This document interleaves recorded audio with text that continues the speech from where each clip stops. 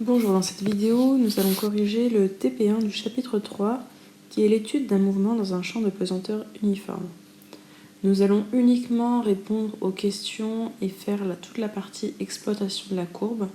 Si jamais vous voulez des explications sur comment on a obtenu les valeurs, comment on a fait le pointage sur Regavi et Regressi, je vous invite à regarder la vidéo du TP1 chapitre 2 dans laquelle toute la méthode du pointage et toute l'utilisation de Regressi est présente. Donc petit rappel sur l'objectif du TP, nous avons un lancer de ballon au basket, nous avons la vidéo, les conditions initiales et les dimensions du terrain, et le but c'est d'exploiter toutes ces données-là pour obtenir les équations du mouvement, l'équation de la trajectoire, obtenir les valeurs de la vitesse initiale, l'angle également, et la hauteur du panier de basket. Pour ceci, donc, vous avez tout qui est guidé question par question. Attention, dans le sujet, il y avait une petite erreur, c'était un Y à la place d'un Z. Faites bien attention, en fait, si vous regardez bien, sur le schéma, vous avez le vecteur unitaire K et non le vecteur unitaire J. Donc c'est bien l'axe Z qu'il faut marquer. Première étape, il s'agit de faire le pointage vidéo. Donc se mettre bien au moment où le ballon quitte la main du joueur, bien placer les axes et surtout, très attention, faire l'échelle.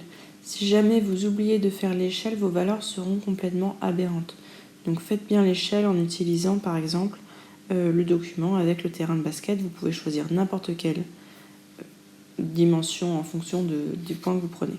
Et voilà, faites bien attention à cette échelle-là, sinon vous allez avoir des gros soucis. Pour les équations horaires du mouvement, n'oubliez pas de définir bien le référentiel, le système, de faire le bilan des forces. Je vous rappelle qu'il faut appliquer la seconde loi de Newton, puis projeter selon les axes X, Y et Z. Si jamais vous ne vous souvenez plus comment on fait, n'hésitez pas à regarder la vidéo avec l'exercice type qui est déjà très complète là-dessus.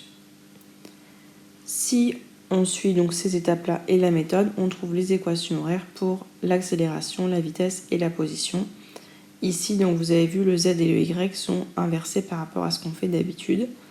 La hauteur initiale est H et l'angle initial à laquelle est orientée la vitesse est alpha.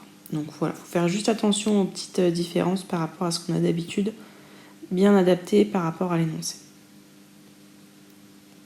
Nous allons donc pouvoir analyser les données obtenues. Donc pour ça, il va falloir dire quel type de courbe on s'attend à obtenir. Je vous rappelle les trois types de courbes possibles. Ou bien vous avez une droite linéaire avec un coefficient directeur fois les abscisses, ou bien une droite affine avec un coefficient directeur fois les abscisses plus l'ordonnée à l'origine, ou bien une parabole avec les différents coefficients de la parabole. Ici, pour le Vx de t, nous avons une droite affine, puisqu'une droite linéaire passe forcément par l'origine O, or cette droite-là ne passe pas par l'origine. Donc nous avons une droite affine de coefficient directeur nul. Vz de t, également une droite affine, de coefficient directeur, cette fois-ci moins g. Pour la position x de t, nous avons une droite linéaire, puisque quand t égale 0, x égale 0. Donc ça passe bien par l'origine. Pour le z de t, là nous avons une parabole, puisque nous avons un t carré, un t et une partie sans le t. Pour l'accélération, une droite affine pour az et une droite linéaire pour ax.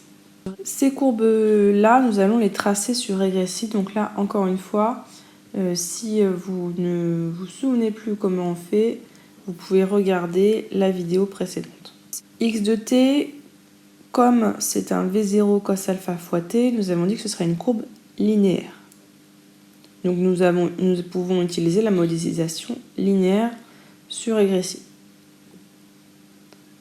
Je vous rappelle juste que ce terme-là, ça correspondait au V0x, aux conditions initiales de x selon 0. Ça nous servira plus tard.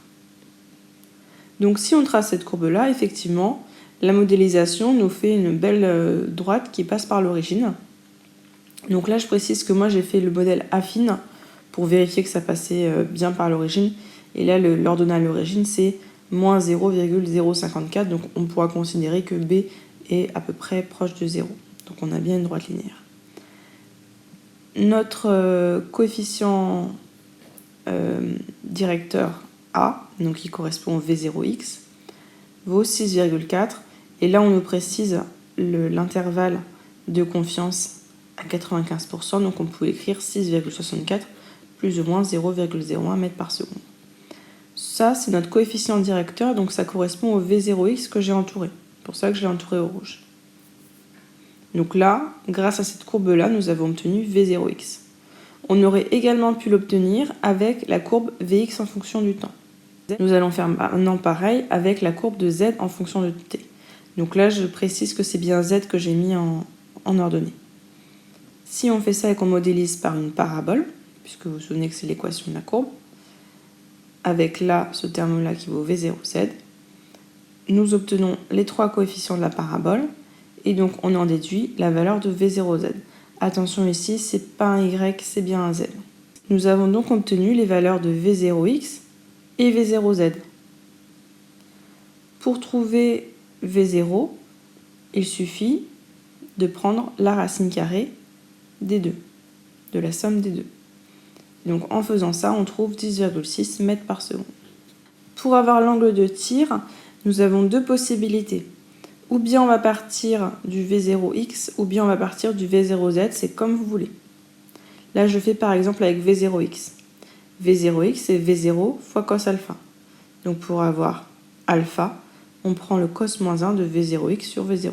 Et on utilise les valeurs obtenues précédemment. Là, ce que vous pouvez faire, c'est faire avec le V0z également.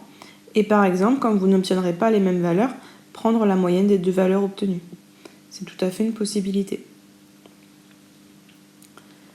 Dans la suite, nous allons utiliser l'équation de la trajectoire. Pour l'équation de la trajectoire, c'est la même méthode que quand on a un y. Sauf que là, on a un z, donc on va obtenir z en fonction de x. Donc je vous rappelle les équations du mouvement, x de t, z de t. On va utiliser la première pour avoir t, donc t qui vaut x sur v0 cos alpha. Et cette valeur-là, on va la remplacer dans la deuxième. Ainsi, on obtient z de x, donc z en fonction de x. C'est une parabole. Donc on vérifie ça en la traçant. Je vous précise, c'est pas un y, c'est bien un z. On obtient bien une parabole avec une modélisation de type parabole. En dernière étape, bon, le spoil est déjà affiché en bas, ne regardez pas le bas. Le but, c'est d'obtenir la hauteur d'un panier de basket, enfin de ce panier de basket. Donc pour ça, on utilise l'équation de la trajectoire qu'on a obtenue là.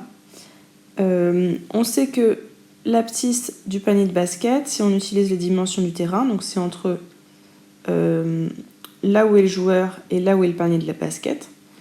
Donc on fait ce petit calcul simple. J'ai mis XP pour P comme portée. Et on trouve que c'est à 11 mètres. Donc il suffit juste de remplacer ce 11 mètres dans le Z qui est juste au-dessus.